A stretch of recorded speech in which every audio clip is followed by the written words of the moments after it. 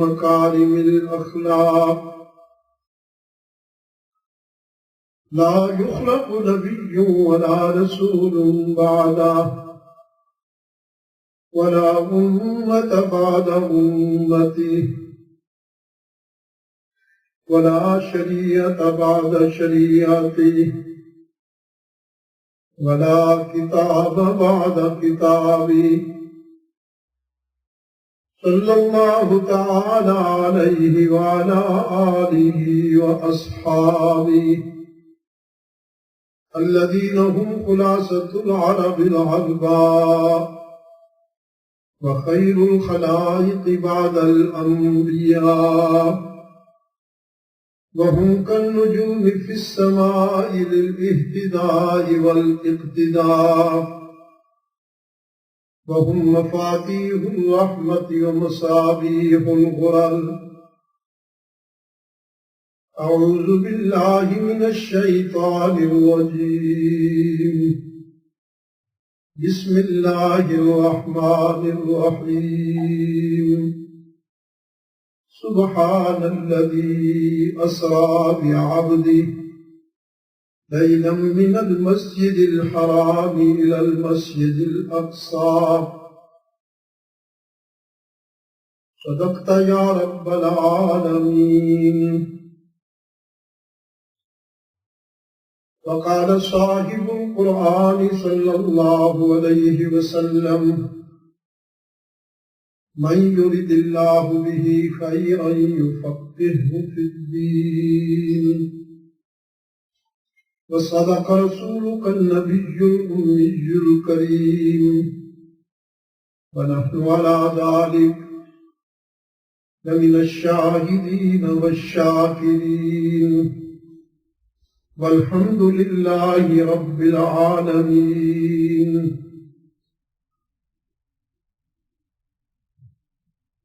اللهم صل على محمد وعلى آل محمد كما صليت على إبراهيم وعلى آل إبراهيم إنك حميد مجيد. اللهم بارك على محمد وعلى آل محمد كما باركت على إبراهيم وعلى آل إبراهيم إنك حميد مجيد.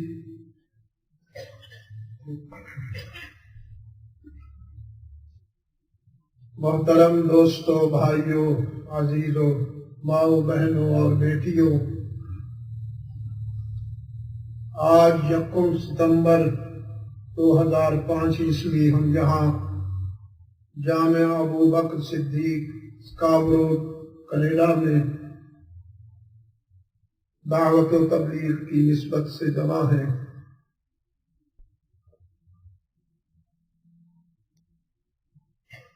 آج کی ملاقات کے عنوان کو ملحوظ رکھتے ہوئے میں نے آپ کے سامنے 15ویں پارے کا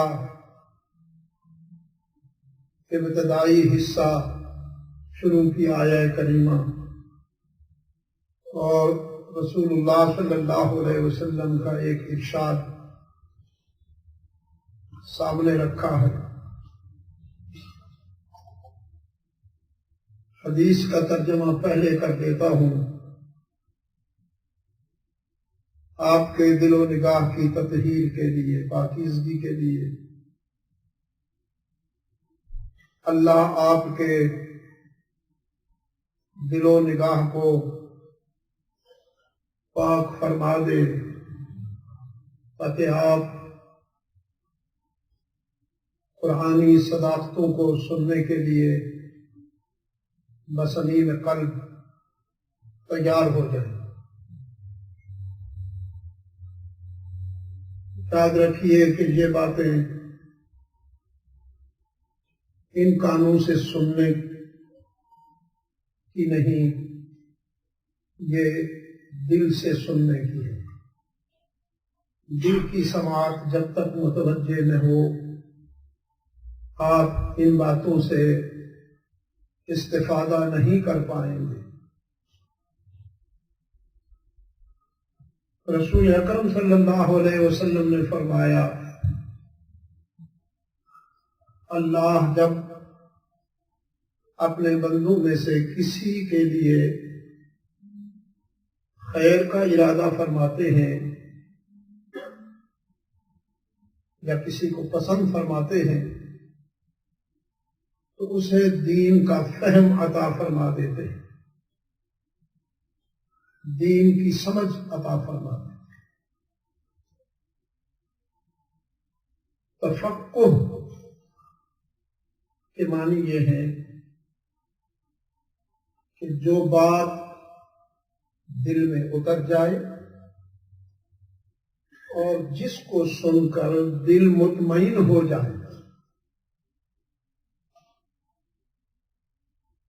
دل کی گہرائیوں میں جو اتر جائے،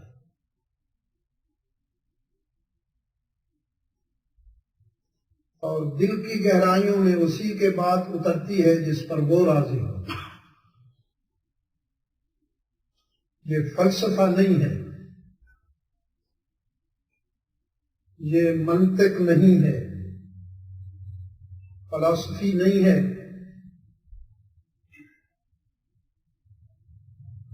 یہ اہل نظر کے ہاں روحانی استعداد ہے یا عشق و مستی کا سفر ہے، جس پر اللہ کا کرم ہو جاتا ہے، اس پہ چھوٹا سا ایک جملہ بھی اثر کر جاتا ہے۔ اگر اس کی نظر کرم نہ ہو تو پیغمبر کی دعوت بھی دل میں نہیں اترتی، اوپر اوپر سے گزر جاتی ہے۔ میں نے اس دن مدینہ مسجد میں بھی کہا کہ ہمارے ایک بڑے ہی نیک نام اللہ والے گزرے ہیں، بزرگ گزرے ہیں، جو پہلے بادشاہ تھے، نفسانی زندگی گزارتے تھے، پھر اللہ نے انہیں قبول فرما لیا۔ حضرت ابراہیم ابن ادہم رحمت اللہ تعالی علیہ،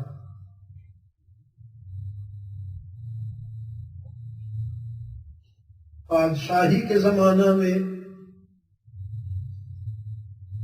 اس طرح ان لوگوں کی زندگی ہوتی ہے، آپ خوب سمجھتے ہیں۔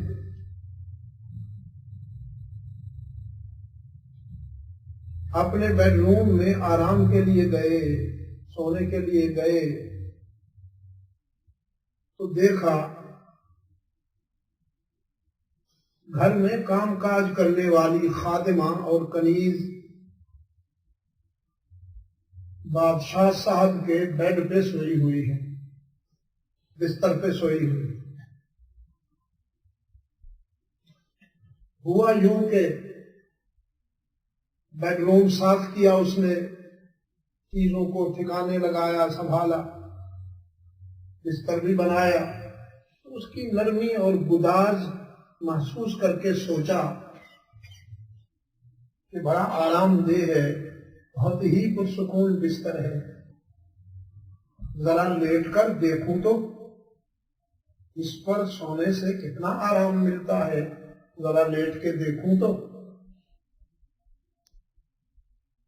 اب سنگریزوں اور زمین پہ لیٹنے والے بستر کو جو شاہی بستر ملا، کمخاب اور اطلس کی چادر والا اور نرم و گداز تکیوں والا، تو بیچاری نیند میں کھو گئی، سارے جہان سے غافل ہو گئے۔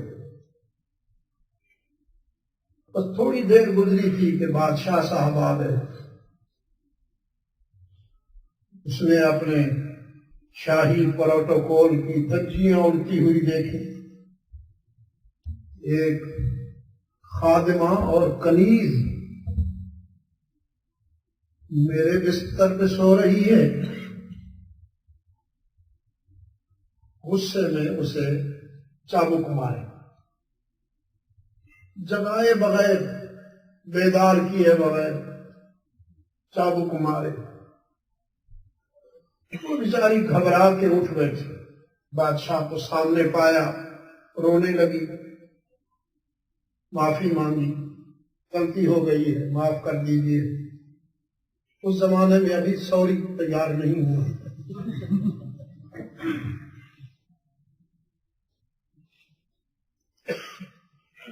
اوپر دیکھ کر ہنسنے لگی۔ اب دیکھیے جب اللہ راضی ہوتا ہے تو پھر کس طرح اسباب بنتے ہیں۔ اس کا اوپر دیکھ کر جو ہنسنا تھا، یہی بادشاہ صاحب کی زندگی میں تبدیلی کا باعث بن گیا۔ بادشاہ حیرت سے پوچھتا ہے، تیرا رونا تو سمجھا ہوں، ہنستی کیوں ہے؟ اس بیچاری نے کہا، ہنسنے کی وجہ بتاؤں گی تو اور مار کھاؤں گی۔ اس نے کہا نہیں ماروں گا، بتاؤ، میں خود کہتا ہوں، بتاؤ۔ کہنے لگی، بادشاہ صاحب، روئی تو اس لیے ہوں کہ تیرے چابک نے میری چمڑی اجھیڑ ڈالی، ہنستی اس لیے ہوں کہ یا اللہ اس بستر پہ 5 منٹ سوئی ہوں، مجھے تو 5 چابک نقد مل گئے۔ جو ساری زندگی سو رہا ہے پتہ نہیں اسے کتنی مار پڑے گی، یہ ایسا بستر ہے۔ اس جملے سے ابراہیم ابن ادہم رحمت اللہ تعالی علیہ کے دل کی دنیا بدل گئی۔ ساری رات روتا رہا، بستر پہ نہیں سوئے، ساری رات روتا رہا۔ صبح ہوئی تو اپنے درباری لوگوں سے کہا، یہ رہا تاج اور وہ رہا تخت، اسے سنبھالو۔ یہ رہا تاج اور وہ رہا تخت، سنبھالو۔ میں تو اب اپنے رب کو راضی کرنے کی کوشش کروں۔ بھائی ایک ہے تن کی زندگی اور ایک ہے من کی زندگی۔ تن کی زندگی وہ ہے جو ہم گزار رہے ہیں، ٹھیک ہے؟ صبح اٹھتے ہی کھانا شروع کرتے ہیں، بریک فاسٹ کے نام پر ایک پرماننٹ لنچ ہو گیا ہے، پھر لنچ کے ٹائٹل میں ایک اور لنچ ہوا، ڈبل لنچ ہو گیا، پھر ان بٹوین بھی ہم چلتے رہتے ہیں کچھ نہیں، پھر ڈنر ہو گیا۔ تو یہ تن کی زندگی ہے۔ اور من کی زندگی کیا ہے؟ رسول اللہ صلی اللہ علیہ وسلم کی پوری زندگی میں مسلسل 2 دن کبھی چولہا گرم نہیں ہوا۔ یاد رکھیے، مسلسل 2 دن کبھی چولہا گرم نہیں ہوا، اور جب کھانا بنتا تھا تو وہ کھانا بھی کئی ڈشز نہیں ہوتی تھی، 1 ڈش کھانا آپ صلی اللہ علیہ وسلم نے استعمال فرمایا ہے، اور کھانا تیار ہوا۔ اگر کوئی فقیر آ گیا، سوال کرنے والا آ گیا، تو وہ کھانا اس کو چلا گیا۔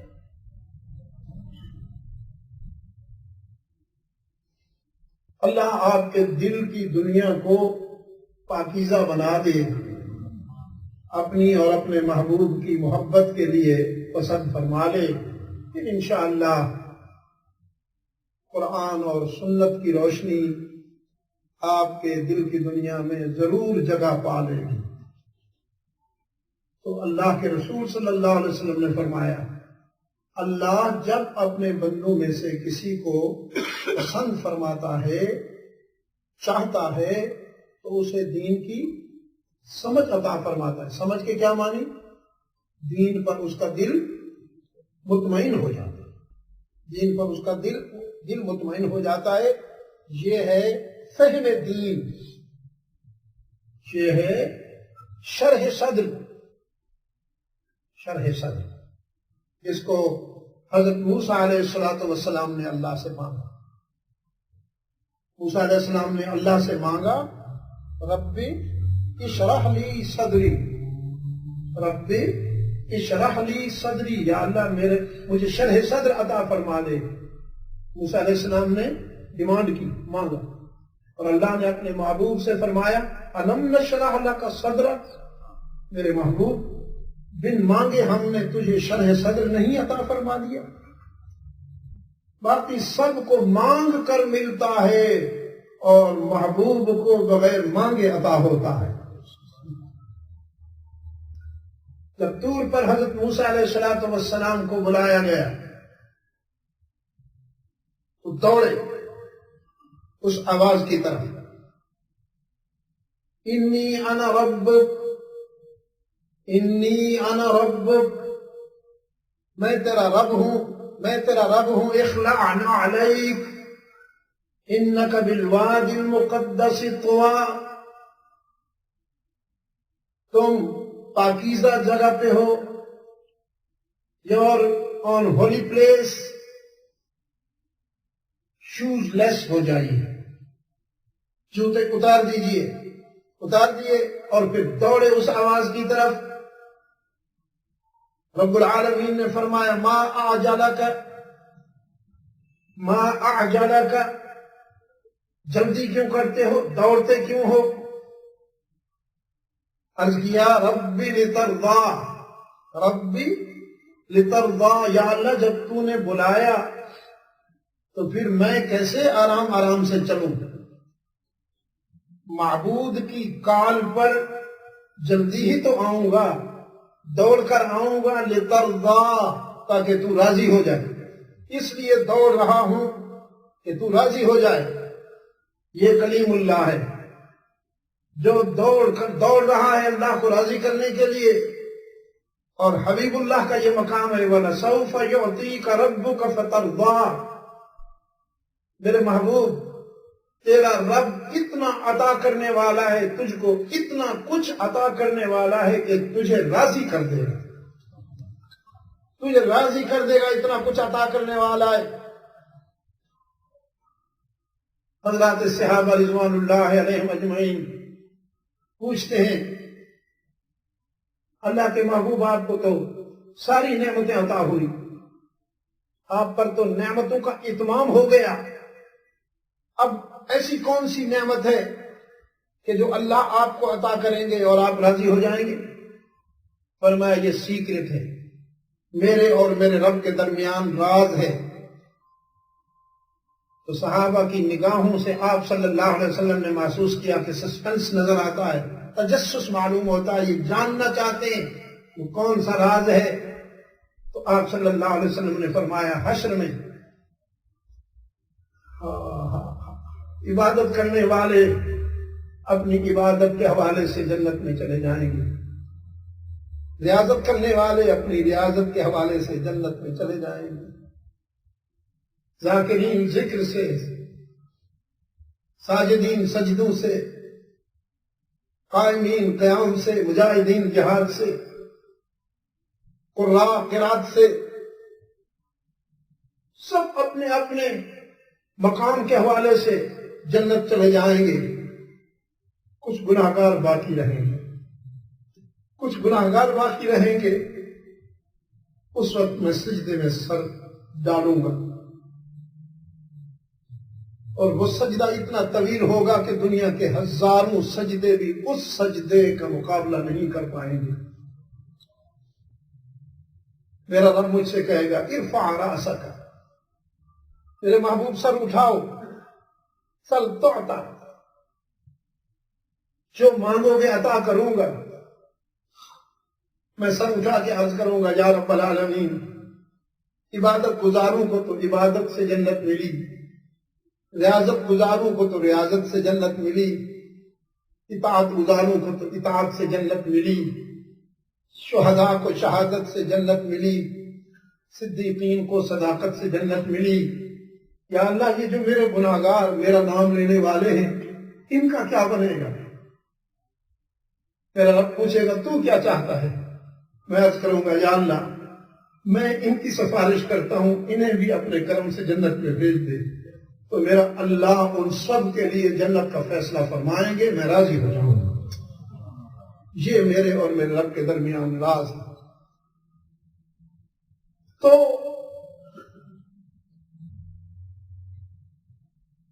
معراج عروج سے مشتق ہے، عروج، اور عروج بلندی کا استعارہ ہے۔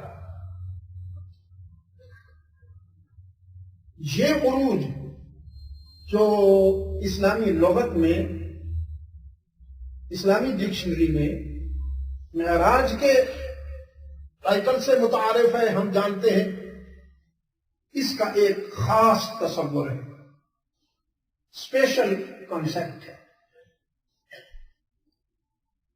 یہ رحمت عالم صلی اللہ علیہ وسلم کی زندگی میں،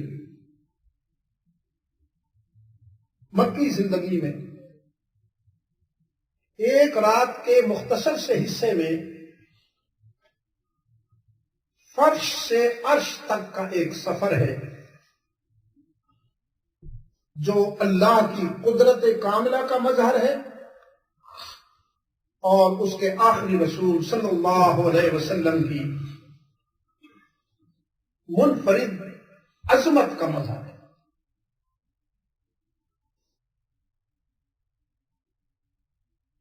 عروج اور رفعتیں باقی انبیاء اور رسول کو بھی ملی، لیکن ان سب کو فرش زمین پر یہ بلندی نصیب ہوئی۔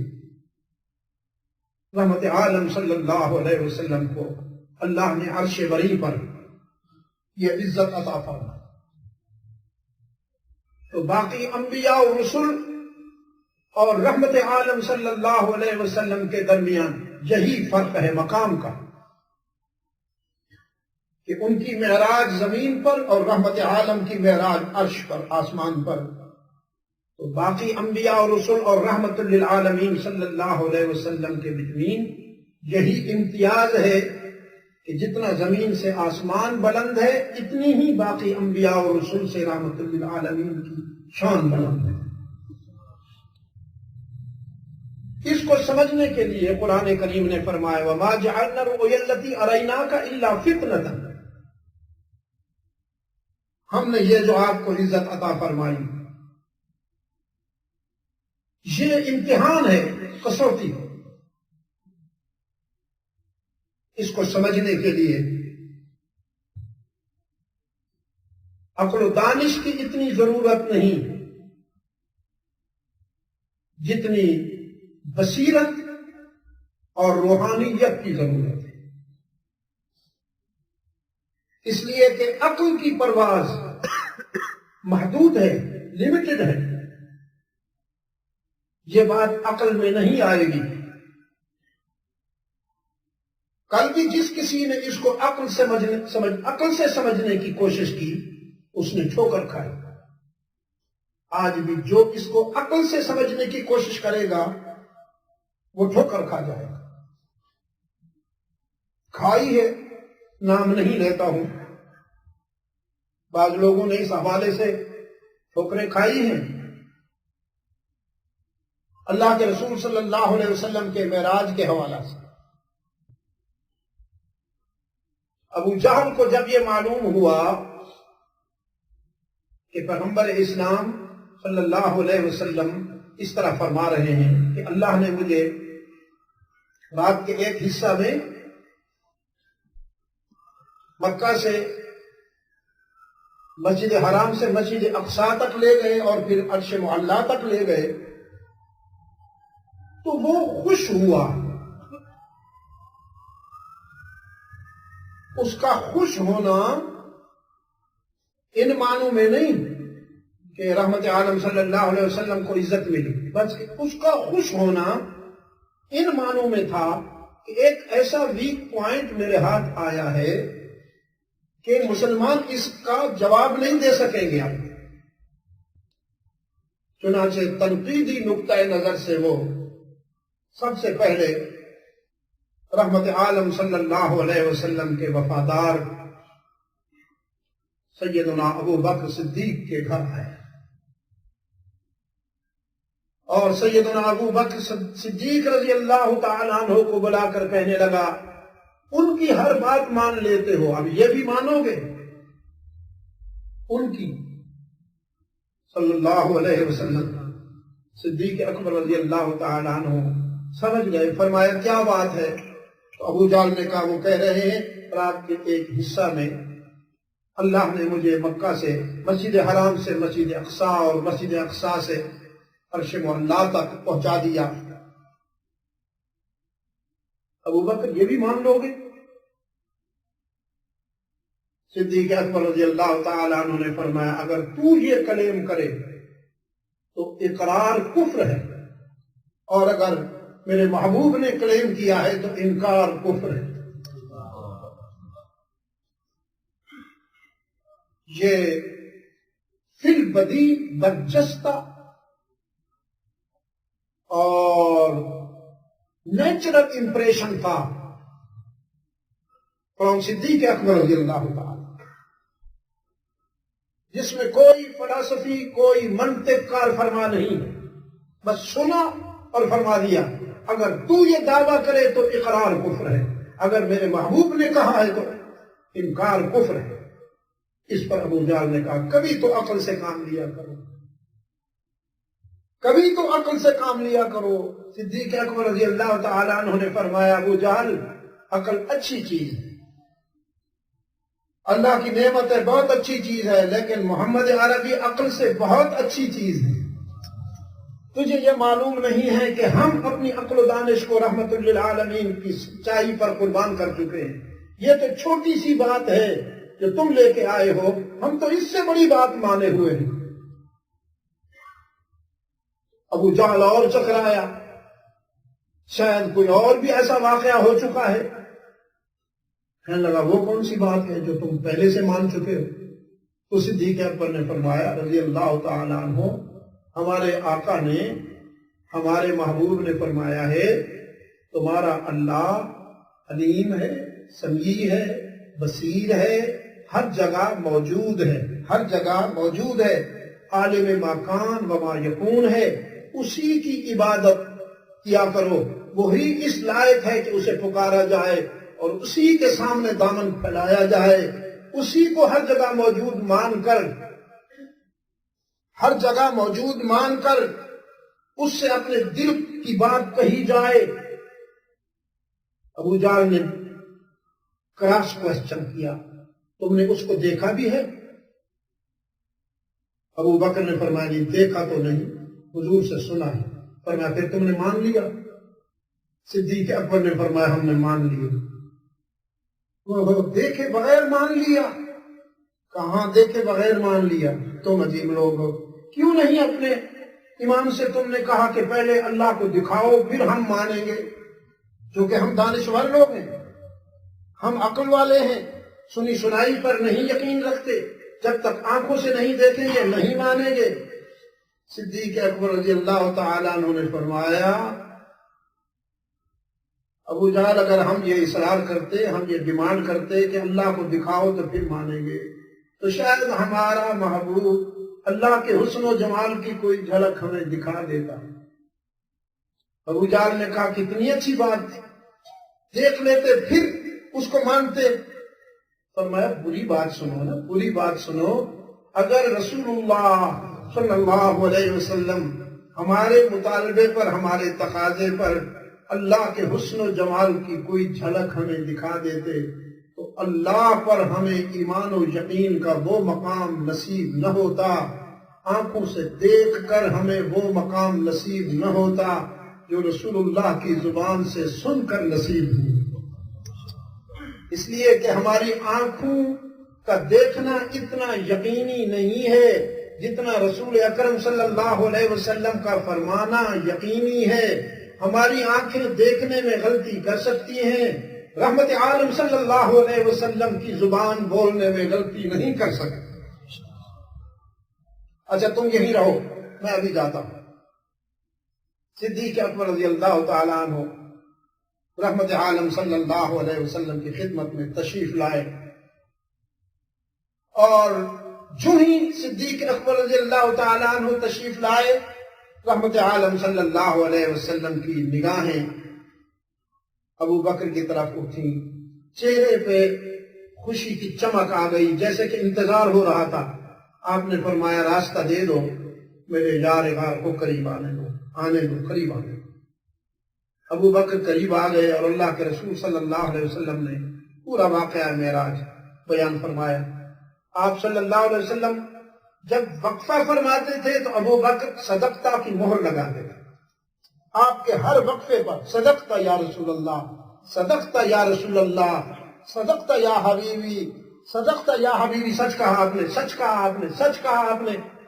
جب بات پوری ہو چکی تو صدیق اکبر رضی اللہ تعالیٰ عنہ نے عرض کیا تیری معراج کہ تو لوح و قلم تک پہنچا، اور میری معراج کہ میں تیرے قدم تک پہنچا. تیرا عرش وہاں ہے، میرا عرش تو یہاں ہے. تیری معراج کہ تو لوح و قلم تک پہنچا، اور میری معراج کہ میں تیرے قدم تک پہنچا. آج کے دن رحمت عالم صلی اللہ علیہ وسلم نے ابو بکر کو یہ خطاب عطا فرمایا، انت صدیق الی یوم القیامہ. ابو بکر آج کے بعد تو قیامت تک صدیق کہلائے گا. اور صدیق اکبر رضی اللہ تعالیٰ عنہ کی ماں کا وہ خواب سچا ہو گیا. جب صدیق اکبر رضی اللہ تعالیٰ عنہ شکم مادر میں تھے، ماں کے پیٹ میں تھے، تو فرماتی ہیں کہ مجھے ایک آواز آیا کرتی تھی، یا امت اللہ بالتحقیقی ابشری بالولد الحقیقی اسمہ فی السماء صدیقی وبالخاتم النبیین فی الغار رفیقی. اللہ کی کنیز، اللہ کی کنیز تجھے مبارک ہو، تو عتیق بیٹے کی ماں بننے والی ہے، تو عتیق بیٹے کی ماں بننے والی ہے، جس کا خطاب آسمانوں میں صدیق گونجتا ہے، اور جو ہجرت کے سفر میں رحمت عالم کا رفیق بننے والا ہے. دوستو، ابو بکر کی تصدیق نے پوری انسانیت پر بالعموم اور امت مسلمہ پر بالخصوص احسان فرمایا. ابو بکر کی تصدیق اور تائید نے پوری انسانیت پر عموماً اور امت مسلمہ پر، فرزندان اسلام پر خصوصاً احسان فرمایا کہ اس حوالے سے جو کوئی کنفیوژن پیدا ہونے والی تھی، ابو بکر صدیق رضی اللہ تعالی عنہ کی تائید و تصدیق نے اس کنفیوژن کے دروازے بند کر. اب یہ معراج ہے کیا؟ معراج وفاؤں کا صلہ ہے، وفاؤں کا صلہ ہے. بے شک بہت بڑی رفعت اور بلندی ہے، اس میں کوئی شک نہیں. لیکن رحمت عالم کی وفائیں بھی تو مثالی ہیں. اللہ کی محبت میں رحمت عالم صلی اللہ علیہ وسلم نے جو مراحل طے فرمائے ہیں، کوئی اور ان مرحلوں سے گزر کے دکھائے تو مانوں. وہ معاشرہ، وہ سوسائٹی جو رحمت عالم صلی اللہ علیہ وسلم کو امین اور صادق مانتی تھی، جو قسمیں کھایا کرتے تھے ان کی صداقت و امانت کی، ان کی دیانت کی، جو ہاتھ ان کے راہوں میں پھول بچھایا کرتے تھے، کیا پھر انہی ہاتھوں نے پتھر نہیں اٹھا لیے؟ جو قربانت شوم کہا کرتے تھے، پھر انہی آنکھوں میں غیظ و غضب کی سرخی نہیں آئی؟ پیشکش ہوئی، سارا زمانہ آپ کا، تھوڑا سا کمپرومائز کر لیجئے ہمارے ساتھ، جو ہم کر رہے ہیں اسے بھی چلنے دیجئے، جو آپ چاہتے ہیں ہم اس پہ بھی کوشش کریں گے. کچھ لوگ کچھ دو کی پالیسی پر تھوڑی سی نرمی کیجئے. فرمایا افغیر اللہ تأمرونی اعبد افغیر اللہ تأمرونی اعبد ایہا الجاہلون وَلَقَدْ أُوحِيَ إِلَيْكَ وَإِلَى الَّذِينَ مِن قَبْلِكَ لَئِنْ أَشْرَكْتَ لَيَحْبَطَنَّ عَمَلُكَ وَلَتَكُونَنَّ مِنَ الْخَاسِرِينَ بَلِ اللَّهَ فَاعْبُدْ وَكُن مِّنَ الشَّاكِرِينَ تم مجھے دنیا کی پیشکش کرتے ہو اور میرا یار تو مجھے دنیا اور آخرت کی کامیابی کا وعدہ دلاتا ہے۔ میں تمہاری بات کو کیا کروں گا، تمہاری چھوٹی سی پیشکش کو کیا کروں گا، میں تو اس سے محبت کرتا ہوں اور اسی سے وفا کرنے کا عزم کر چکا ہوں۔ تم مجھ سے یہ توقع رکھتے ہو توحید-سنت.com مجھ سے توقع رکھتے ہو کہ میں بندوں کی عبادت کا راستہ کھلا رکھوں، میں مخلوق کی عبادت کے لیے بھی اپنے دل میں گنجائش پیدا کر لوں، سافٹ کارنر پیدا کر لوں۔ ایھا الجاہلون، قرآن کریم کا انداز بیان بڑا مشفقانہ ہے، عادلانہ ہے، منصفانہ ہے، کریمانہ ہے۔ قرآن کریم کسی کو ڈائریکٹ ہٹ نہیں کرتا، اولئک الذین کے صیغے استعمال کرتا ہے، لیکن دو مقام ایسے آئے کہ وہاں ضروری ہو گیا تھا کہ کافروں کو ایھا الکافرون کہا جائے اور جاہلوں کو ایھا الجاہلون کہا جائے۔ ایک سورہ کافرون میں قل یا ایھا الکافرون، وہ مقام بھی اس کی توحید کے سلسلے میں ہے کہ ان کی خواہش تھی کہ رب کو بھی سجدہ کیا جائے اور سب کو بھی سجدہ کیا جائے۔ ایک ہے رب کا سجدہ اور ایک ہے سب کا سجدہ۔ ان کی کمپرومائز کا کانسیپٹ یہ تھا کہ آپ بندوں کی عبادت کے لیے بھی اپنے اندر گنجائش پیدا کر لیں۔ اللہ کی عبادت حقیقی ہوگی، بندوں کی عبادت مجازی ہوگی کہ اللہ کے جو بندے ہیں ہم ان کے ذریعے وہاں تک پہنچیں گے۔ ڈائریکٹ اپروچ نہیں ہوتی، ما نعبدہم الا لیقربونا الی اللہ زلفیٰ، ہم اس لیے ان کے در پہ جاتے ہیں، لات و منات عزا و حبل اور ہم نے یہ جو دربار اور آستانے بنا رکھے ہیں اس لیے ان کے در پہ جاتے ہیں کہ یہ ہمیں اللہ سے ملاتے ہیں، کہ یہ اللہ کے پیارے ہیں، ہماری سنتا نہیں اور ان کی ٹھکراتا نہیں۔ بندوں کے لیے، مخلوق کے لیے گنجائش پیدا کیجئے، مخلوق کے لیے گنجائش پیدا کیجئے کہ ہم اس کے ذریعے اللہ تک پہنچیں، کہ ہماری سنتا نہیں اور ان کی ٹھکراتا نہیں، ہماری سنتا نہیں اور ان کی ٹھکراتا نہیں، تو ہماری ان کے آگے، ان کی اللہ کے آگے۔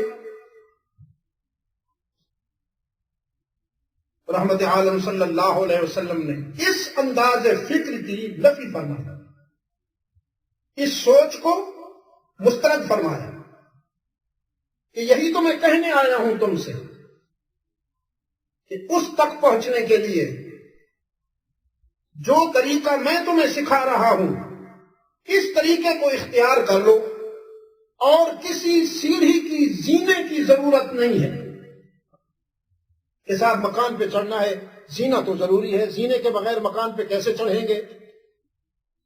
تو زینہ سنت ہے، اسوہ حسنہ ہے رسول اللہ صلی اللہ علیہ وسلم کا، اور کوئی زینہ نہیں ہے قیامت تک۔ ما آتاکم الرسول فخذوہ وما نہاکم عنہ فانتہوا، جو تمہیں میرے رسول سے ملے اس کو پکڑ لو، اور جس سے وہ روکے اس سے دور ہو جاؤ. بس یہی ایک زینہ، اس کے علاوہ کوئی زینہ نہیں. نہ کوئی عالم زینہ ہے، نہ کوئی ولی زینہ ہے، نہ کوئی صدیق زینہ ہے، نہ کوئی شہید زینہ ہے. یہ سب کے سب متبعین میں سے ہیں، متبعین میں سے ہیں. اتباع کریں گے تو عزت پائیں گے، اور اتباع سے ہٹیں گے تو کوئی عزت نہیں ملے گی انہیں. رحمت عالم صلی اللہ علیہ وسلم نے فرمایا یہی تو میں تمہیں سمجھانے آیا ہوں. میرا رب کہتا ہے ادعونی، مجھے پکارو. قال ربکم ادعونی استجب لکم، مجھے پکارو میں تمہاری دعا اور پکار کو، کیا کہا آپ نے؟ سنتا نہیں ہوں، قبول کرتا ہوں. استجب لکم، سننے اور قبول کرنے میں بڑا فرق ہوتا ہے. سننا یہ ہے کہ کسی نے کہا شاہ صاحب کل ہمارے ہاں بیان ہو جائے، میں نے کہا سوچوں گا، دوستوں سے مشورہ کروں گا. اور قبول کرنا تو یہ ہے کسی نے کہا یوں ہو اور میں نے کہا بالکل ٹھیک ہے ہو جائے گا، تو بڑا فرق ہے. رب العالمین نے فرمایا تم جب مجھے یاد کرتے ہو تو میں تمہاری دعاؤں اور پکار کو قبول کرتا ہوں. قال ربکم ادعونی استجب لکم، مجھے پکارا کرو میں تمہاری دعا و پکار کو قبول کرتا ہوں. ان الذین یستکبرون عن عبادتی سیدخلون جہنم داخرین، اور جو مجھے پکارنے میں، مجھے یاد کرنے میں بخل کرتے ہیں یا تکبر سے کام لیتے ہیں وہ ذلیل ہو کر جہنم رسید ہوں، ذلت کے ساتھ جہنم میں پہنچائے جائیں گے. تو سب کہہ دیجئے ایک مرتبہ یا اللہ، دل سے کہیے، اسٹامک سے، not from stomach, from heart. یا اللہ. یہ آپ نے کیا کہا؟ عبادت کی ہے آپ نے، یہ عبادت کی. اللہ کو پکارنا عبادت ہے، اور دل سے یاد کرنا. شاید اس دن میں نے عرض کیا ہو، ایک شخص کو جنتی اللہ نے جنت میں بھیجنے کا حکم فرمایا تو وہ حیران ہو گیا، کہنے لگا یا اللہ نیکی تو مجھے سمجھ میں نہیں آ رہی، پوری زندگی میں نے تو گناہوں میں گزار دی ہے، کس بات پہ جنت مل رہی ہے؟ رب العالمین فرمائیں گے تو نے رات کو سوتے ہوئے ایک مرتبہ کروٹ بدلی تھی اور بے ساختہ تیرے منہ سے نکلا تھا یا اللہ، تو بھول گیا ہے، میں نے یاد رکھا ہے، اسی پر تجھے جنت میں بھیج رہا ہوں. پھر کہہ دو ایک مرتبہ یا اللہ. تو یہ کیا کیا آپ نے؟ عبادت کی ہے. یا اللہ کہنا عبادت ہے. اس کو یاد رکھنا صرف اس کا حق ہے کہ ہر جگہ ہر وقت اسے پکارا جائے، صرف اس کا حق ہے کہ ہر جگہ ہر وقت اسے پکارا جائے. یا حرف ندا ہے، حرف ندا ہے، اور اللہ منادا ہے، تو ندا اسی منادا کے لیے ہے. یا اللہ، یہ آپ نے عبادت کی ہے. اور اگر بندوں میں سے کسی رسول کو، کسی نبی کو، کسی ولی کو آپ نے یا کے ساتھ پکارا تو پھر وہ کیا بنے گا؟ شرک بنے گا. وہ کیا بنے گا؟ شرک بنے گا. اللہ کو جب آپ پکاریں گے یا اللہ تو یہ کیا بنے گا؟ یہ بات یاد رکھو گے. اتر رہا ہے دل میں یا یہاں تک؟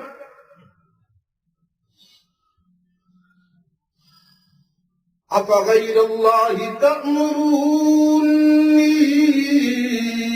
أَعْبُدُ أَيُّهَا الْجَاهِلُونَ. جہالت کے بیماروں، مجھ سے یہ توقع کہ میں اللہ کے ساتھ کسی کو شریک مان لوں، کسی کو پارٹنر مان لوں، نہیں ہو سکتا.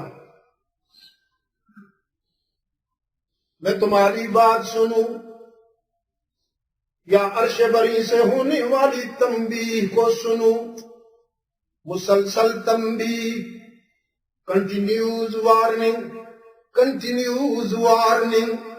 لئن اشرکت لیحبطن عملک، لئن اشرکت لیحبطن عملک ولتکونن من الخاسرین. میرے محبوب ہو تو میرے محبوب، ہو تو میرے محبوب. میں نے تجھے یہ مقام عطا فرمایا کہ تیری مسکراہٹوں سے ستاروں کو چمک ملی، تیرے پسینے سے پھولوں کو مہک ملی، تیرے قیام سے آسمانوں نے بلندیاں لے لی، تیرے قعود سے دھرتی کو سکون ملا، تیری ہاں امر بن گئی، تیری نہیں ہو گئی. میرے محبوب، میں نے تجھے یہ مقام عطا فرمایا کہ کونین اور ثقلین کا تجھے امام بنا دیا. ملائکہ بھی تیری غلامی کرتے نظر آتے ہیں، نوری بھی تیری غلامی کرتے نظر آتے ہیں میرے محبوب. لیکن میرا محبوب ہونے کے باوجود لئن اشرکت لیحبطن عملک، اگر تو نے بھی میرے ساتھ کسی کو شریک ہونا گوارا کیا لیحبطن عملک، تو بھی میری ناراضگی سے نہیں بچ پائے گا. وَلَتَكُونَنَّ مِنَ الْخَاسِرِينَ، اور تو بھی نقصان اٹھانے والوں میں سے ہو جائے گا. جہاں محبت زیادہ ہوتی ہے وہاں غیرت بھی زیادہ ہے. محبت کرنے والے بڑے سینسٹیو ہوتے ہیں. اللہ کو اپنے محبوب سے جتنی محبت ہے وہاں احساس بھی اتنا ہی زیادہ ہے. اس لیے رب العالمین نے فرمایا بل اللہ فاعبد، بل اللہ فاعبد. یہ تجھے دنیا کی خواہشات کی طرف متوجہ کرتے ہیں اور میں تجھے اپنی محبت کی طرف متوجہ کرتا ہوں. بل اللہ فاعبد، اللہ کی ہی عبادت کرتا جا، اللہ کی ہی عبادت کرتا جا. وَكُن مِّنَ الشَّاكِرِينَ، اور شکر گزار میرے بندوں کا امام بن جا.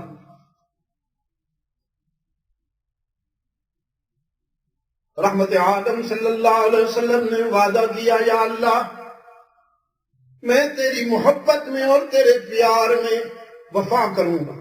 عزم ہے، سارے صدمے اٹھاؤں گا، سارے زخم کھاؤں گا، لیکن تیرے ساتھ کسی کو شریک نہیں برداشت کروں. مانتا ہوں اور منواؤں گا، مانتا ہوں اور منواؤں گا. انسانی جبین کی عاجزیوں کے لیے مسجود کون؟ اللہ ہی. انسانی جبین کی عاجزیوں کے لیے مسجود کون؟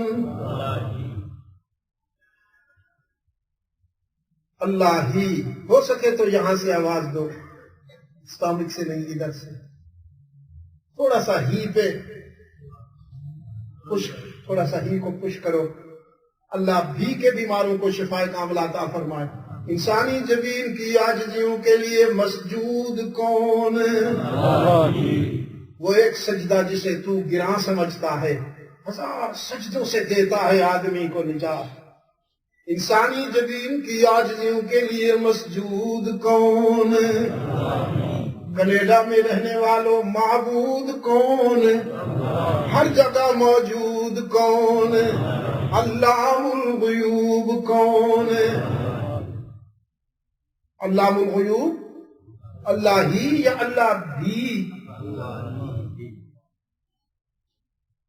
یہ میں تو نہیں کہہ رہا ہوں، رحمت عالم صلی اللہ علیہ وسلم نے یہی سبق پڑھایا ہے، یہی سچ منوایا ہے، اور اسی سچ کے لیے زخم کھائے ہیں میرے آقا نے۔ کانٹے بچھائے گئے پاؤں کے نیچے، سنگ برسائے گئے رحمت عالم پر، سر سے پاؤں تک اللہ کا محبوب زخمی ہوا اور خون میں رنگین ہو گیا آپ کا جسد اطہر، دانت توڑے گئے رحمت عالم کے، وطن چھڑایا گیا اللہ کے محبوب کا۔ کس لیے؟ کہ اللہ کے محبوب صلی اللہ علیہ وسلم نے اللہ کے ساتھ کسی کو شریک برداشت نہ کرنے کا فیصلہ کر لیا، اور فرمایا علام الغیوب کون؟ لا يعلم من في السماوات والارض قل لا يعلم۔ رب العالمین نے فرمایا کہانی تو میری ہے، بیان تیری زبان سے ہو۔ لا يعلم من في السماوات والارض الغیب الا اللہ۔ آسمان اور زمین میں غیب جاننے والا کوئی نہیں مگر اللہ ہی۔ لا يعلم من في السماوات والارض الغیب الا اللہ۔ ان اللہ عنده وعنده مفاتيح الغیب لا يعلمها الا هو ويعلم ما في السماوات والارض وما تسقط من ورقة الا يعلمها ولا حبة في ظلمات الارض ولا رطب ولا يابس الا في كتاب مبين۔ اسی کے پاس ہیں غیب کی چابیاں، وعنده مفاتیح الغیب، مفتاح الغیب نہیں۔ قرآن نے یہ نہیں کہا کہ اسی کے پاس ہے غیب کی چابی۔ اگر قرآن یہ کہتا کہ وعنده مفتاح الغیب، اللہ کے پاس ہے غیب کی چابی، تو عجم کے بیمار گنجائش نکالتے، کہتے بڑی چابی تو اللہ کے پاس ہے، چھوٹی چابیاں ہمارے حضرت صاحب کے پاس بھی ہیں کہ یہ بھی بڑے پہنچے ہوئے ہیں۔ لیکن قرآن کریم نے چور بازاری کے دروازے بند کیے، فرمایا وعنده مفاتیح الغیب، اسی کے پاس ہیں غیب کی چابیاں، چھوٹی بڑی ساری غیب کی چابیاں اسی کے پاس۔ لا يعلمها الا هو، یہ تاکید کے لیے آیا، بات تو ہو گئی تھی، کوئی نہیں جانتا غیب کی باتیں مگر اللہ ہی۔ وَيَعْلَمُ مَا فِي الْبَرِّ وَالْبَحْرِ، اور وہی جانتا ہے جو کچھ جنگل میں ہے، شہر میں، جو کچھ ویرانوں میں ہے، آبادیوں میں۔ وَمَا تَسْقُطُ مِن وَرَقَةٍ إِلَّا يَعْلَمُهَا، یہ ہے اس کے علم کی وسعت، یہ ہے رب العالمین کے علم کی وسعت، کہ جب ونٹر میں پتجھڑ کے موسم میں درختوں سے پتے گرنے لگتے ہیں، قرآن کہتا ہے کرۂ ارض پر پوری کائنات میں درختوں سے گرنے والے پتوں میں سے کوئی ایک پتا ایسا نہیں جو اس کے علم سے باہر ہو۔ وَمَا تَسْقُطُ مِن وَرَقَةٍ إِلَّا يَعْلَمُهَا وَلَا حَبَّةٍ فِي ظُلُمَاتِ الْأَرْضِ، اور زمین سے اگنے والا کوئی بیج، کوئی دانہ ایسا نہیں جو اس کے علم سے باہر ہو۔ وَلَا رَطْبٍ وَلَا يَابِسٍ إِلَّا فِي كِتَابٍ مُبِينٍ۔ دنیا میں جو کچھ ہے وہ سب کا سب اس کے دفتر میں محفوظ۔ ایک اللہ والے نے بڑی عجیب بات کی، وَلَا حَبَّةٍ فِي ظُلُمَاتِ الْأَرْضِ کے حوالے سے فرمایا زمین سے جب بھی کوئی دانہ اگتا ہے، جب کوئی بیج پھوٹتا ہے تو فطرتاً ایک شاخ اس کی نکلتی ہے، بعد میں پھر وہ پھیلتا ہے، اس کو پتے لگتے ہیں، ٹہنیاں بنتی ہیں، وہ پودا بنتا ہے یا درخت بنتا ہے، لیکن جب پھوٹتا ہے زمین سے تو ایک ہی شاخ نکلتی ہے۔ اس نے فارسی میں اس کو منظوم کیا اور فرمایا ہر گیا ہے کہ الزمین رویت، ہر گیا ہے کہ الزمین رویت وحدہ لا شریک لہ گویا۔ جب بھی کوئی بیج، کوئی دانہ پھوٹتا ہے تو سب سے پہلے اس کی توحید بیان کرتا ہے کہ میرا پیدا کرنے والا اکیلا ہے، کوئی اس کا شریک نہیں ہے۔ وحدہ لا شریک لہ گویا۔ یہ کس کی زبان ہے؟ یہ کس کی لینگویج ہے؟ فطرت کی لینگویج۔ یہ نیچر کی لینگویج ہے، نیچرل لینگویج ہے۔ فطرت بولتی ہے وحدہ لا شریک لہ، فطرت کی زبان ہے وحدہ لا شریک لہ۔ اس لیے سب کچھ اسی سے ہونے اور اس کے بغیر کسی سے کچھ نہ ہونے کا یقین پیدا ہوگا تو بات بنے گی۔ شیخ محمد الیاس نور اللہ مرقدہ کے رضاکار شیخ محمد الیاس رحمت اللہ تعالی علیہ کی جماعت تبلیغی کے رضاکار یہی منواتے ہیں پوری دنیا میں سب کچھ اللہ سے ہونے اور غیر اللہ سے کچھ نہ ہونے کا یقین پیدا کرو گے تو بات ہوگی، پھر بات بنے گی، پھر وفا ہوگی۔ ادھر بھی دیکھو اور ادھر بھی دیکھو، محبت کے سفر میں ادھر اور ادھر دیکھنے والے مار کھا جاتے ہیں۔ کوئی آوارہ کسی خاتون کو چاہنے والے چاہت کا دعویٰ کرتے ہوئے پیچھا کرتا تھا۔ یہاں کے تو چاہنے والے بھی عجیب ہیں۔ ہمارے عبدالسلام کے گھر کسی نے نوک کیا، دیکھا تو دو بچیاں کھڑی ہوئی ہیں۔ انہوں نے کہا کہ وہ ہمارا پیچھا کر رہے ہیں، ہمیں جگہ دے دو۔ اس نے کہا ایسے کیسے جگہ دے دوں؟ فون بھی کر دیا جہاں کرنا چاہیے تھا، اور ان سے پوچھا کہ اس طرح کا معاملہ ہے تو انہوں نے بتا دیا ابھی جگہ دے دو، تو پھر جگہ دے دی۔ جب جھانک کے دیکھا تو وہ ماشاءاللہ بلیک کلر کے اینیملز تھے، دو ٹانگوں والے۔ چاہت کا دعویٰ کرنے والا پیچھا کر رہا تھا۔ اس خاتون نے پوچھا کیا بات ہے؟ اس نے کہا بس چاہتا ہوں تجھے، آئی لو یو۔ اس نے کہا اچھی بات ہے، لیکن میں تو بہت ہی بیکار ہوں، کسی کام کی نہیں۔ میری سسٹر ہے، بہت ہی مجھ سے بیوٹیفل ہے، میرے پیچھے آ رہی ہے۔ مجھے پلٹ کے دیکھا، اس نے اٹھا کے اس نے تھپڑ مارا کہ ہر جائی کہیں کے دعویٰ مجھ سے کرتے ہو چاہت کا، اور دیکھتے ادھر ہو۔ ادھر ادھر دیکھنے والے چاہت اور محبت کے دعوے میں سچے کہاں ہوتے ہیں بھائی؟ سچے تو وہ ہوتے ہیں جن کی نظر ایک ہی رخ پہ قائم رہے، ہر جائی نہیں، یکجائی بن کے دکھائیں، ایک ہی رخ پہ قائم رہے، وحدہ لا شریک لہ۔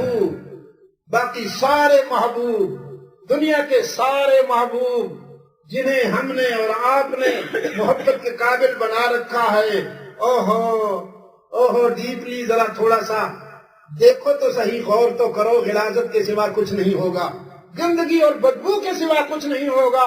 باقی سارے محبوب اللہ کی محبت پہ قربان کیے جا سکتے ہیں، باقی سب کو اللہ کی محبت میں قربان کیا جا سکتا ہے، اور اللہ کو کسی کی محبت پہ داؤ نہیں لگایا جا سکتا، سب کو چھوڑا جا سکتا ہے۔ اس کو کیسے چھوڑا جائے؟ اس کے لیے اس کو کیسے، دنیا کے لیے اللہ کو کیسے چھوڑا جائے؟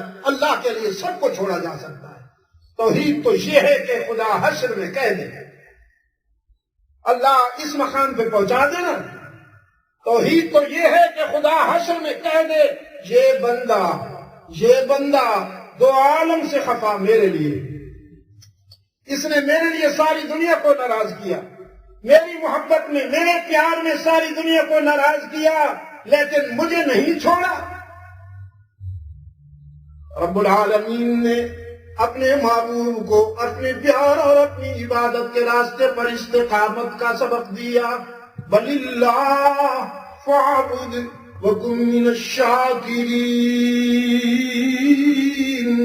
اور رحمت عالم صلی اللہ علیہ وسلم بھی اس راستے پر استقامت کے ساتھ چلتے ہیں، استقامت کے ساتھ چلتے ہیں۔ پھر وہ وقت آ گیا کہ اللہ نے اپنے محبوب کو اس بلندی کے مقام پہ پہنچایا کہ جہاں عقل انسانی بھی نہیں پہنچ پائی۔ مسجد حرام سے مسجد اقصی لائے گئے، تمام انبیاء علیہ السلام کو اللہ نے وہاں جمع کر رکھا ہے۔ ہم سے جو لوگ پوچھا کرتے تھے کبھی کبھی اعتراض کے لہجے میں، تنقید کے لہجے میں، کیسی باتیں کرتے ہو؟ جسد عنصری کے ساتھ نہ کوئی پلین، نہ کوئی سیارہ، نہ کوئی ڈسکوری، نہ کوئی اپولو، کیسے گئے؟ کیسی باتیں کرتے ہو؟ انبلیویبل باتیں منواتے ہو۔ اللہ نے اپنے فضل و کرم سے انہی کو یہ استعداد دے دی، یہ صلاحیت عطا فرمائی کہ انہوں نے اہل و فولاد کا ایک ڈھانچہ بنایا، اس میں انسان کو بٹھایا، بھیجا، پھر خود دعویٰ کیا، وہ چاند پہ پہنچ گیا۔ ان کے سوال کا جواب ہماری زبان سے نہیں، انہی کی زبان سے، جواب المغالطۃ فی المغالطۃ موجود، جو ہم سے پوچھا کرتے تھے انہی کی زبان سے جواب مل گیا۔ تم نیل آرمسٹرانگ کو چاند پر بھیج سکتے ہو تو خالق کائنات اپنے محبوب کو عرش معلیٰ پہ نہیں بلا سکتا؟ اگر تم جیسے ضعیفوں کو یہ صلاحیت اور اتنی قوت ہے، تم بندے ہو نا، تو سارے بندے ضعیف ہیں، سارے بندے ضعیف ہیں، کھانے کو نہ ملے تو بھوک سے مرتے ہیں، وہی کھانا جا کے اسٹامک میں پرابلم بن جائے تو پین سے مرتے ہیں۔ کیا حال ہے اس کا؟ انسان کا کیا حال ہے؟ ایک بادشاہ صاحب ایک شکار کے دوران درخت کے نیچے بیٹھے ہوئے فقیر کے پاس گیا، کہنے لگا پیاس لگی ہے، پانی پلاؤ گے؟ فقیر نے غور سے دیکھا، پانی کا مشکیزہ لٹک رہا تھا، اتارا، پیالے میں پانی ڈالا، پیش کیا۔ بادشاہ بڑا خوش ہو گیا، کہنے لگا میں بادشاہ ہوں، کیا چاہتے ہو، کیا دے دوں؟ فقیر نے کہا مچھر بہت تنگ کرتے ہیں، مکھیاں بہت تنگ کرتی ہیں، تو بادشاہ انہیں روک دے، مجھے تنگ نہ کیا کر۔ بادشاہ صاحب کہنے لگے مچھر اور مکھی پر تو میرا آرڈر نہیں چلتا۔ وہ درویش کہنے لگا جب مچھر اور مکھی پر تیرا آرڈر نہیں چلتا تو تیری بادشاہی کو میں کیا کروں، جاؤ اپنا کام کرو۔ یہ اپنے بارے میں خوش فہم تھے، ہاں جی، اور کانفیڈنس ہو گئے تھے، اور کانفیڈنس۔ دیکھو اللہ کی طرف سے تنبیہات ہوتی ہیں، بالاقساط ہوتی ہیں، چھوٹی سی تنبیہ آئی، قرآن پاک نے فرمایا وَلِلَّهِ جُنُودُ السَّمَاوَاتِ وَالْأَرْضِ، وَلِلَّهِ جُنُودُ السَّمَاوَاتِ وَالْأَرْضِ، آسمان اور زمین میں جتنی چیزیں ہیں وہ سب اللہ کا لشکر ہے، اللہ کا لشکر ہے۔ تم میزائلوں کے بغیر نکمے ہو، تم بم کے بغیر خود کو ناکارہ سمجھتے ہو، لیکن اللہ جب چاہے ہواؤں سے کام لیتا ہے، بادلوں سے کام لیتا ہے، مچھروں سے کام لیتا ہے، چمٹیوں سے کام لیتا ہے۔ نمرود کو بہت غرور تھا، وہ انا ولا غیری کا دعویٰ کرتا تھا، میں سب کچھ ہوں، کون مجھے مسخر کرے گا، کون مجھے ناکام بنائے گا؟ اللہ نے ایک مچھر کو حکم دیا، گھس گیا وہ نمرود کے کان میں گھس گیا، وہ بھی لنگڑا، کامل بھی نہیں تھا، نارمل بھی نہیں، اب نارمل مچھر گھس گیا کان میں۔ اس نے جا کے اپنی کاروائی شروع کی، ایکشن شروع کیا، درد شروع ہوا، خارش شروع ہوئی، اپنے درباریوں سے کہنے لگا ذرا جوتے مارو مجھے۔ وہ جوتے مارتے تھے، اسے سکون ملتا تھا، کہا اور مارو، وہ اور مارتے تھے، اسے سکون ملتا تھا، اور اسی میں طبیعت صاف ہو گئی۔ وَلِلَّهِ جُنُودُ السَّمَاوَاتِ وَالْأَرْضِ، پانی نہ ملے تو پیاس سے مرتا ہے انسان، وہی پانی جب اللہ چاہتا ہے تو پھر دوسری شکل اختیار کر لیتا ہے۔ قوم نوح کا دعویٰ یہ تھا، خوش فہمی یہ تھی، پراؤڈنس یہ تھا کہ ہمیں کوئی نقصان نہیں پہنچا سکتا۔ پانی آیا، اور پانی نے پوری قوم کی طبیعت صاف کر دی، اب حشر تک یہ زمانہ رحمت عالم صلی اللہ علیہ وسلم کی امت کا زمانہ ہے، محمد عربی صلی اللہ علیہ وسلم کے غلاموں کا زمانہ ہے۔ حشر تک اب کوئی اجتماعی ہلاکت تو نہیں آئے گی۔ رسول اللہ صلی اللہ علیہ وسلم کی مشفقانہ دعائیں پوری انسانیت کا پہرا دے رہی ہیں۔ اللہ اکبر۔ حضور صلی اللہ علیہ وسلم کی مشفقانہ دعائیں، آنسوؤں سے بھری ہوئی دعائیں پوری انسانیت کے سر پہ سایہ کیے ہوئے ہیں، شفقت کا پہرا دے رہی ہیں۔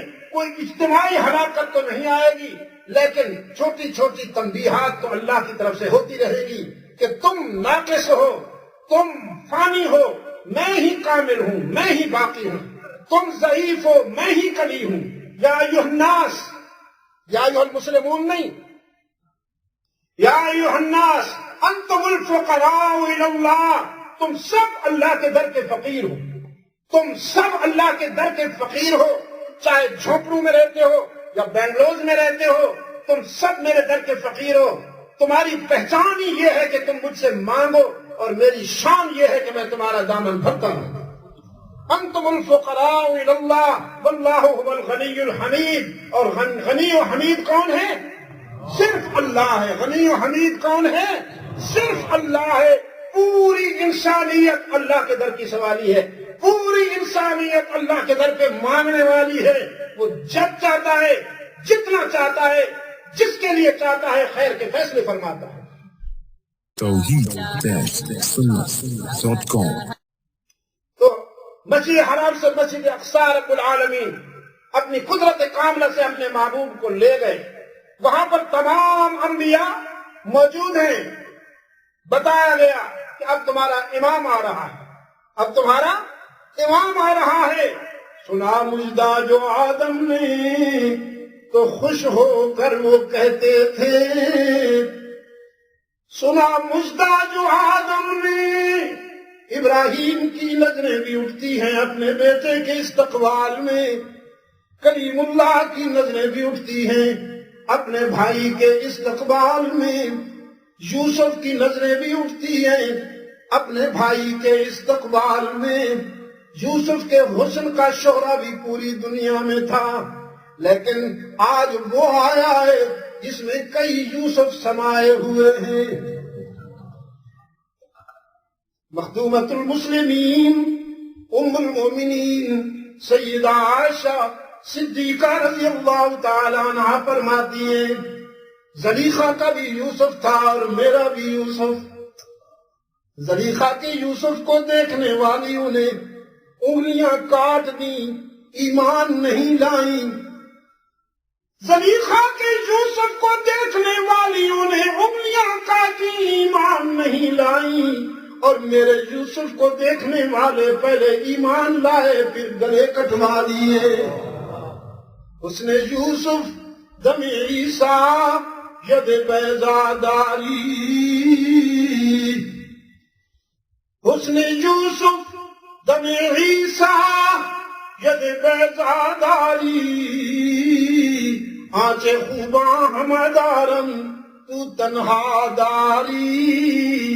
سنا مجدہ جو آدم نے تو خوش ہو کر وہ کہتے تھے، میرا فرزند وہ دیکھو حبیب کبریا آیا۔ اللہم صلی علی محمد وعلی آل محمد کما صلیت علی ابراہیم وعلی آل ابراہیم انکا حمید مجید۔ اللہم بارک علی محمد وعلی آل محمد کما بارکت علی ابراہیم وعلی آل ابراہیم انکا حمید مجید۔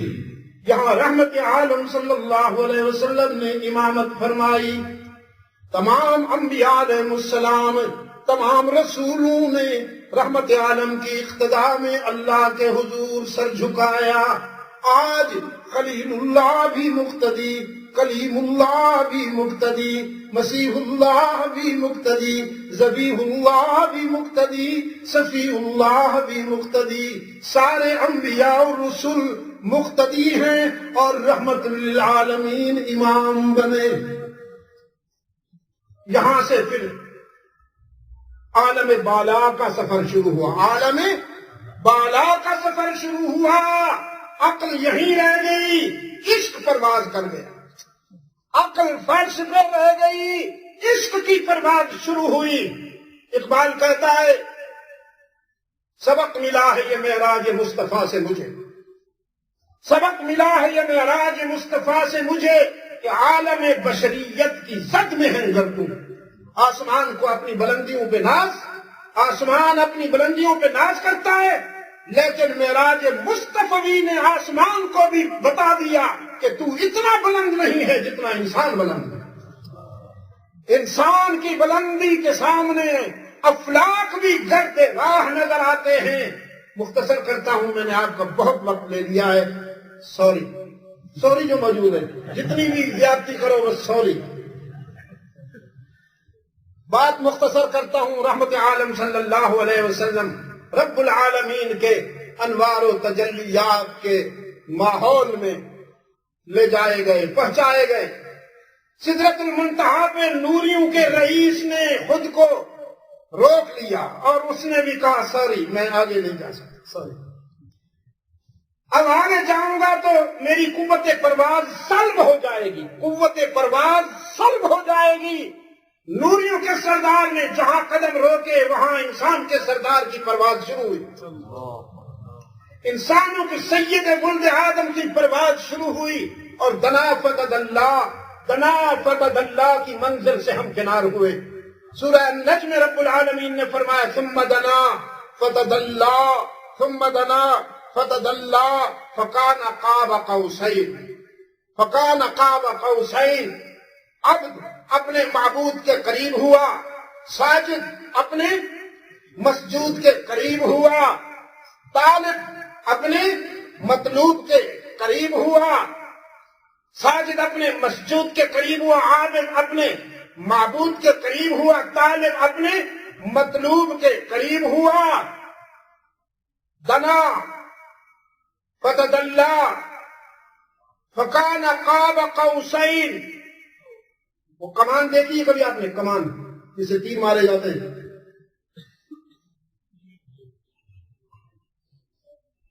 لوگوں کو تو ڈر لگتا ہے، آپ نے تو دیکھی ہوگی، بڑی عجیب بات ہے، لوگوں کو ہماری داڑھی سے ڈر لگتا ہے۔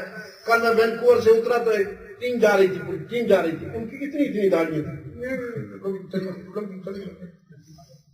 میں نے کہا شاید یہ بنیاد پرستی نہیں ہے، یہ سب نارمل ہے، اور ہماری داڑھی کو بڑی غور سے دیکھا جاتا ہے۔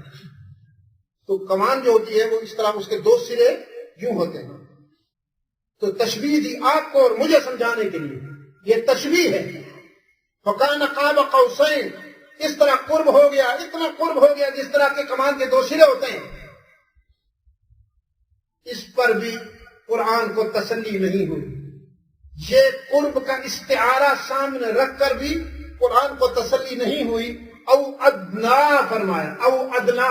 اب او ادنا کے پردے میں کتنا قرب ہے یہ نہ میں جانتا ہوں نہ کوئی اور جانتا ہے، بس یہاں تک قرآن نے الفاظ سے کام لیا، الفاظ قاب قوسین پہ آ کر ختم ہو گئے۔ اب قرب کا جو اس کے بعد کا تصور ہے، الفاظ وہاں پر معذرت کر گئے، الفاظ ختم، اور پھر یہ اللہ جانتا ہے اور اس کا محبوب جانتا ہے کہ وہ قرب کیا تھا۔ او ادنا، یہ قرب کا وہ تصور ہے جو جاننے والا جانتا ہے اور بلانے والا جانتا ہے۔ اللہ نے اپنے محبوب کو جاتے ہوئے گفٹ دی۔ میرے دوست آج کل مجھے گفٹیں دے رہے ہیں، بڑی کوئی ایک دوست تو پتہ نہیں وہ لائے ماشاءاللہ مسالے اور اتنی لمبی لمبی لکڑیاں لائے۔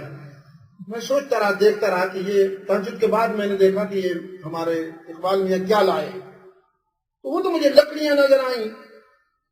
میں نے کہا یہ لکڑیاں لایا ہے، مجھے کیا سمجھا؟ بعد میں پھر میں نے پوچھا پایا یہ کیا ہے؟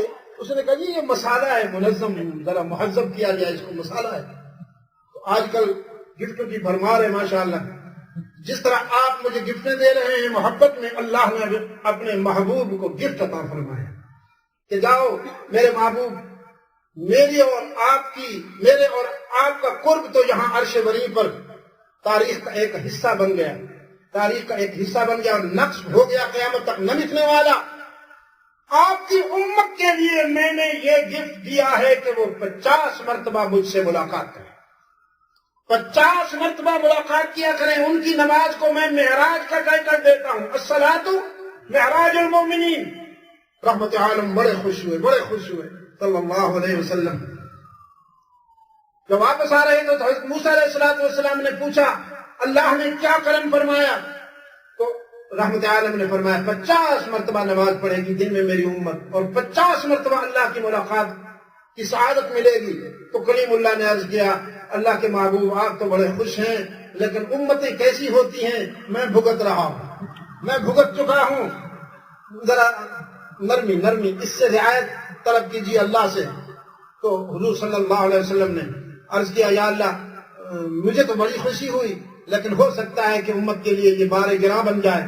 وہ 50 کے بجائے 5 ہوئی، اور حق تعالی نے فرمایا ما یبدل القول لدی، میری طرف سے بات نہیں بدلی، تیری امت 5 پڑھے گی میں 50 ہی لکھوں گا، میرے ہاں 50 لکھی جائیں گی۔ ادا کرنے میں پریکٹیکل فزیکل 5 ادا کریں گے، میرے ہاں 50 لکھی جائیں گی۔ ماضی میں ایک مرحلے پر وہ ہمارے ہاں ایک گزرے ہیں صاحب ذوالفقار علی بھٹو صاحب، ان سے مذاکرات ہو رہے تھے مفتی محمود رحمۃ اللہ علیہ۔ تو مذاکرات کے دوران ایک دن وہ بڑا بیچارہ کنفیوز تھا کہ میں ان کو مطمئن کیسے کروں، اس لیے کہ ان کا استدلال اتنا قوی تھا کہ وہ جواب نہیں دے پا رہا۔ ایک دن کہنے لگا مفتی صاحب میں نے سنا ہے کہ یہ نمازیں پہلے 50 تھیں پھر 5 ہو گئی، یہ کیا کہانی؟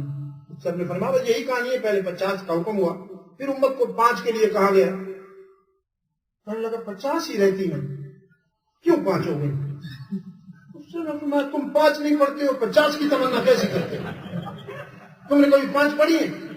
کہتے نہیں ہمارے لیے نہیں آپ کے لیے، آپ صبح سے شام تک 50 نمازوں میں لگے رہتے، ہم آرام سے کام کرتے، ہمیں کوئی پوچھتا بھی نہیں۔ بہرحال نماز اللہ کی محبت کا ایک انداز ہے، ملاقات کا ایک انداز ہے۔ یہ صرف اٹھنا بیٹھنا نہیں ہے دوستو، یہ پیار کا عمل ہے، پیار کا عمل ہے، اللہ سے ملاقات۔ اس لیے بخاری شریف کی جو شروعات کی حدیث ہے کہ جبرائیل امین نے آ کے پوچھا مل احسان، اللہ کے رسول احسان کیا ہے؟ حضور صلی اللہ علیہ وسلم نے فرمایا ان تعبد اللہ کأنک تراہ، تم اس طرح اللہ کی عبادت کرو کہ جیسے اللہ کو آنکھوں سے دیکھ رہے ہو اور سجدے کر رہے ہو۔ اس وقت تمہاری کیفیت کیا ہوگی؟ فَإِن لَمْ تَكُنْ تَرَاهُ فَإِنَّهُ يَرَاكَ، لیکن اگر تم اللہ کو نہیں دیکھ سکتے ہو، اس میں تو کوئی شک نہیں کہ اللہ تمہیں دیکھ رہا ہے۔ اگر یہ مقام بھی نصیب ہو جائے تو بہت بڑی بات ہے۔ وہ جو پہلا مقام ہے وہ صرف انبیاء اور رسول کو ملتا ہے، صرف انبیاء اور رسول کو ملتا ہے۔ انبیاء اور رسول کے بعد پھر اللہ کے بندوں میں سے جو اولیاء اللہ ہیں، اتقیاء ہیں، اصفیاء ہیں، ابرار و اخیار ہیں، ان میں سے اللہ جس کو یہ مقام عطا فرمائے کہ وہ یہ سوچ کر نماز پڑھے کہ اللہ ہمیں دیکھ رہا ہے۔ ہم نے کہاں یہ سوچا، ہم نے کہاں یہ سوچا؟ ہم تو نمازیں بھی نفسانیت میں پڑھتے ہیں اور بس اللہ تعالیٰ قبول فرما لے۔ اب روزے آ رہے ہیں، رمضان شریف آ رہا ہے، پتہ نہیں آپ اس کے ساتھ کیا سلوک کریں گے۔ رمضان شریف آتا ہے آپ کے جسم سے زکوٰۃ لینے کے لیے، رمضان شریف آتا ہے آپ کی روح کو قوی اور جسم کو کمزور کرنے کے لیے۔ ہم ایسے سیلفش ہیں کہ ہم رمضان میں بھی اپنے باڈی بناتے ہیں، باڈی بلڈنگ ہوتی ہے۔ عید کے روز اپنا ویٹ دیکھیے گا انشاءاللہ 3-4 کلو بڑھ چکا ہوگا۔ تو رمضان شریف کے ساتھ بھی ہمارا یہ سلوک ہو گیا۔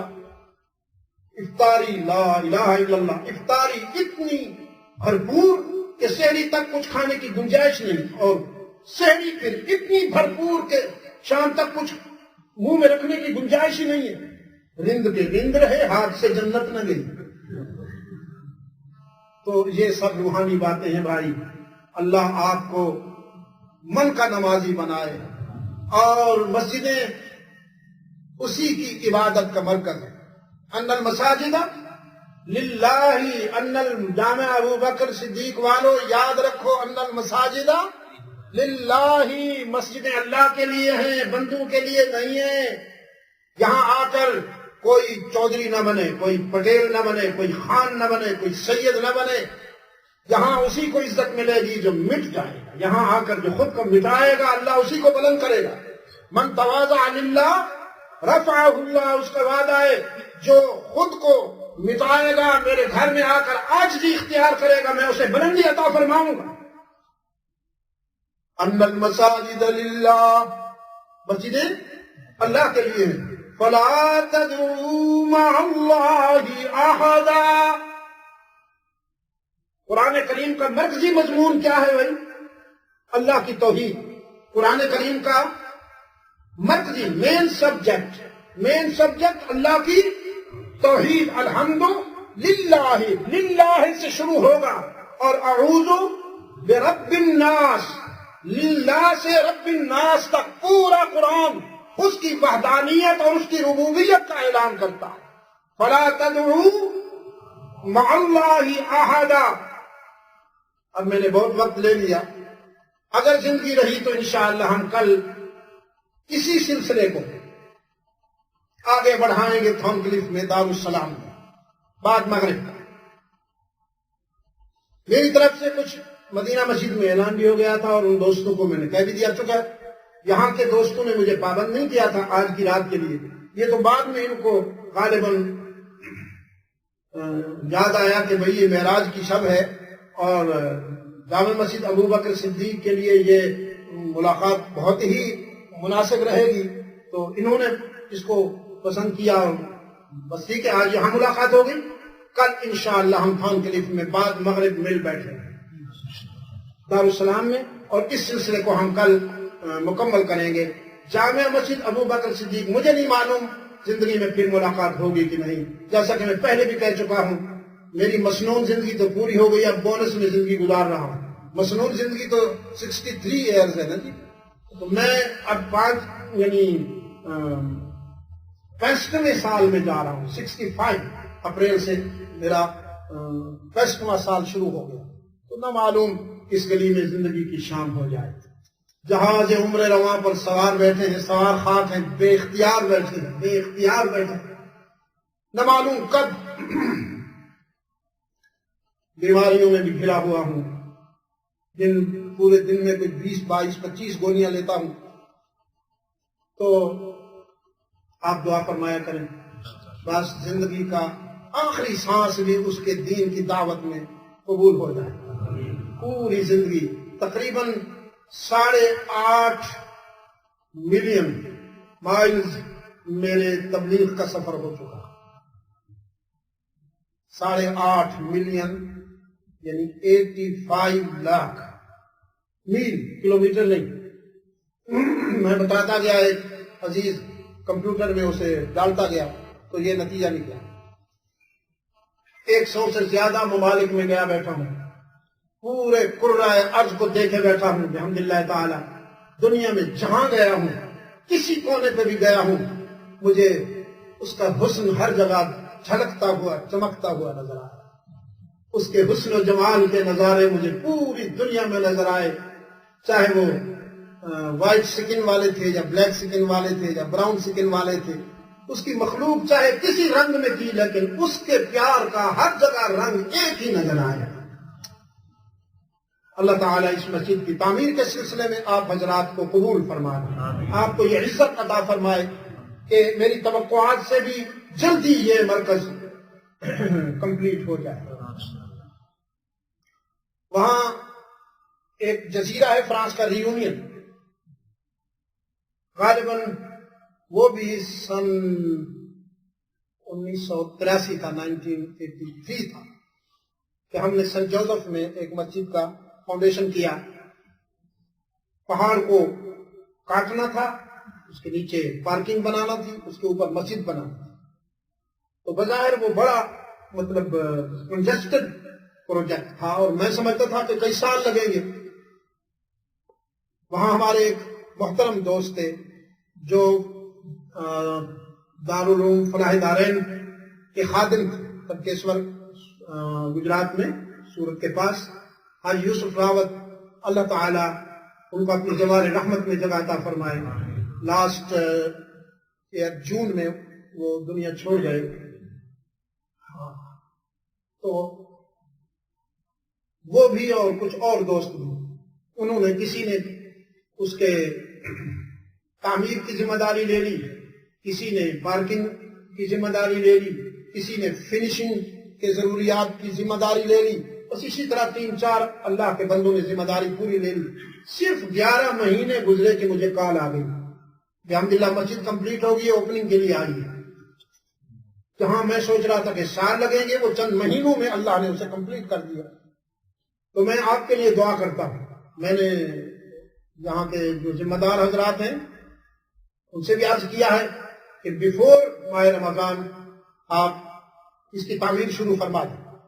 اب آپ کے سامنے بھی کہہ رہا ہوں انشاءاللہ رمضان المبارک سے پہلے اس کی تعمیر شروع ہو جائے گی، اور آپ سب حضرات کسی اخلاص اور محبت کے ساتھ اس کی تعمیر میں حصہ بھی لیں، دعا بھی کریں، خوش بھی ہوں کہ جیسے یہ سب آپ کی چاہت کے مطابق کام ہو رہا ہے، آپ کی تمناؤں کے مطابق کام ہو رہا ہے۔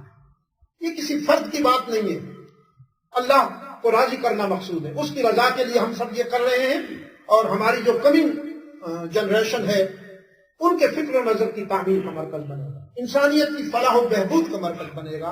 انشاءاللہ یہاں سے محبتیں تقسیم ہوں گی، یہاں سے عزتیں تقسیم ہوں گی، یہاں سے دلجوئی ہوا کرے گی، دل شکنی نہیں ہوا کرے گی انشاءاللہ العزیز۔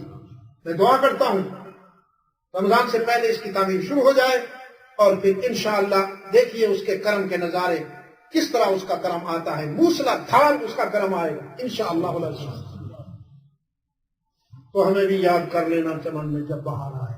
بسم اللہ اللہم صلی علی محمد النبی الامی وعلی آلہ وصحبہ وسلم۔ ربنا آتنا فی الدنیا حسنۃ وفی الآخرۃ حسنۃ وقنا عذاب النار۔ ربنا ظلمنا انفسنا وإن لم تغفر لنا وترحمنا لنكونن من الخاسرین۔ اللهم أرنا الحق حقا وارزقنا اتباعه، وأرنا الباطل باطلا وارزقنا اجتنابه منها، إنا على ذكرك وشكرك وحسن عبادتك اللهم وفقنا لما تحب وترضى، وألف بين قلوبنا كما ألفت بين عبادك الصالحين۔ اللهم حبب إلينا الإيمان وزينه في قلوبنا، وكره إلينا الكفر والفسوق والعصيان، واجعلنا من الراشدين۔ اللهم اجعلنا من الفائزين، واجعلنا من المفلحين، واجعلنا من المستغفرين بالأسحار، واجعلنا من الذين لا خوف عليهم ولا هم يحزنون۔ اللهم وفقنا لما تحب وترضى، اللهم وفقنا لما تحب وترضى، وفقنا لما تحب وترضى، وألف بين قلوبنا كما ألفت بين عبادك الصالحين۔ یا اللہ امت مسلمہ پر کرم فرما، پوری انسانیت پر کرم فرما۔ مجھے افسوس ہے امریکہ میں جو حادثہ ہوا اور اس میں انسانوں پر جو وقت آیا ہے، انسانی نقطہ نظر سے میں دل کی گہرائیوں سے اس پر اظہار افسوس کرتا ہوں۔ اللہ تعالیٰ پوری انسانیت کو اپنی حفاظت میں رکھے۔ جہاں کہیں انسانیت پر کوئی ٹریجڈی، کوئی المیہ آتا ہے، ہمیں چوٹ لگتی ہے، ہمارا دل دکھتا ہے، اور ہم پوری انسانیت کی فلاح اور اس کی خیر کے لیے اللہ سے دعا کرتے ہیں۔ اللہ تعالیٰ پوری انسانیت کی حفاظت فرمائے، فرزندان اسلام کی بھی اللہ تعالیٰ حفاظت فرمائے۔ یا اللہ ہماری خطاؤں کو معاف فرما دے، یا الہ العالمین اپنے لطف و کرم سے ہمارے گناہوں کو معاف فرما دے، اور آئندہ زندگی میں یا اللہ ہمیں اپنی بندگی کی عزت عطا فرما دے، اپنے محبوب صلی اللہ علیہ وسلم کی غلامی کا شرف عطا فرما دے۔ میری ماؤں بہنوں اور بیٹیوں کو بھی یا اللہ اپنے ماضی سے عملی نسبت عطا فرما دے، ان کی آبروؤں کی حفاظت فرما، ان کے ایمان کی حفاظت فرما۔ یا اللہ انہیں خیر کا ذوق عطا فرما، ان کے زیر سایہ پڑنے والی نئی نسل کو اے اللہ ان کی آنکھوں کی ٹھنڈک بنا، اور پوری امت مسلمہ کے لیے موجب خیر و برکت فرما۔ آپ تمام دوستوں نے جس عقیدت و محبت کے ساتھ ہمارے ساتھ پیش آئے ہیں، اللہ تعالیٰ اس پر آپ کو اجر عظیم عطا فرمائے۔